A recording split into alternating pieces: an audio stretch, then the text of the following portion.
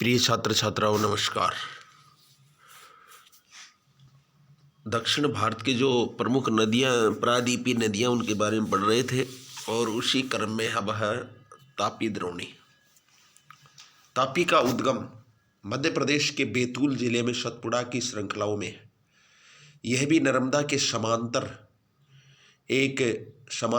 एक भ्रंश घाटी में बहती है, लेकिन इसकी लंबाई बहुत कम है।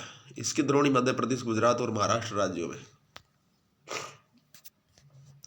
अरब सागर तथा पश्चिमी घाट के बीच का तटीय मैदान बहुत अधिक संकीर्ण है, इसलिए तटीय नदियों की लंबाई बहुत कम है। पश्चिम की ओर बहने वाली मुख्य नदियां साबरमती, माही, भारतपुंजा और पेरियार हैं। उन राज्यों के नाम बताइए जहाँ ये नदियाँ बहती हैं। तो बच्चों, ये साबरमती गुजरात जैसे राज्यों में, माही गुजरात राजस्थान में, पेरियार कर्नाटक की ओर। फिर गोदावरी।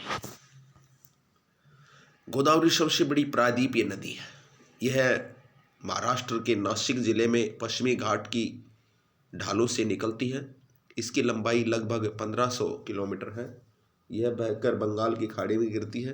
प्रायद्वीपीय नदियों में इसका अपवाह तंत्र सबसे बड़ा है। इसकी द्रोणी यानी इसका जो बहाव है वो महाराष्ट्र नदी द्रोणी का 50% भाग मध्य प्रदेश, उड़ीसा तथा आंध्र प्रदेश में स्थित है। गोदावरी में अनेक सहायक नदियाँ मिलती हैं, जैसे पूर्णा, वर्धा, प्राणहिता, मांजरा, वैनगंगा और पेनगंगा। इनमें से अंतिम तीनों सहायक नदियाँ बहुत बड़ी हैं। बड़े आकार और विस्तार के कारण इसे दक्षिण गंगा के नाम से भी जाना जाता है। तो बच्चों, गोदावरी को दक्षिण की गंगा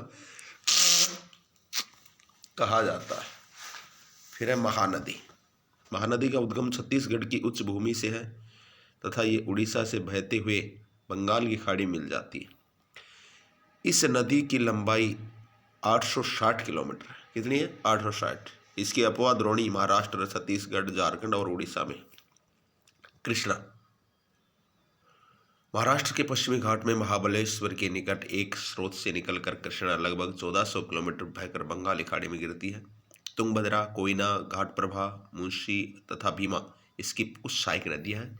इसकी द्रोणी महाराष्ट्र, कर्नाटक और आंध्र प्रदेश में फैली है। और अब है बच्चों कावेरी। कावेरी पश्चिमी घाट की ब्रह्मगिरी श्रृंखला से निकलती तथा तमिलनाडु में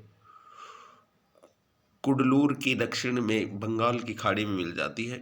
इसकी लंबाई 760 किलोमीटर है। इसकी प्रमुख सहायक नदियाँ अमरावती, भवानी, हेमावती और काबिनी है। इसकी द्रोणी तमिलनाडु, केरल तथा कर्नाटक में विस्तृत है।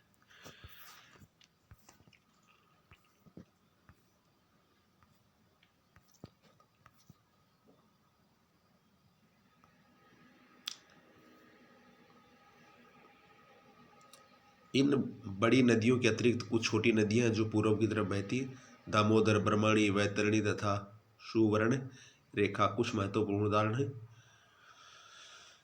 तो ये बच्चों थी नदियाँ, और कल की क्लास में हम आपको पढ़ाएंगे झीलें। धन्यवाद।